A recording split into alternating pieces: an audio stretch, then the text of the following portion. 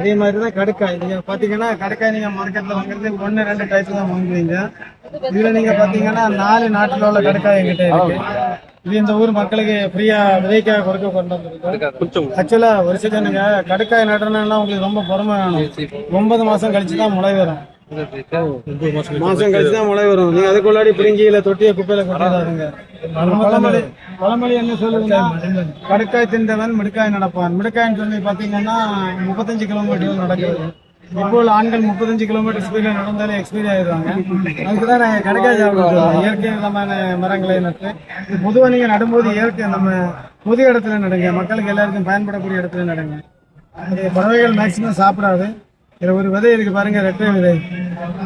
இது அளவுக்கு அதிகமான சமூக ஆர்வலர்கள் யாராவது இருந்தா நான் உங்களுக்கு தானே இதை பாருங்க.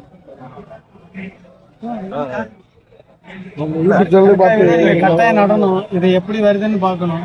விதையா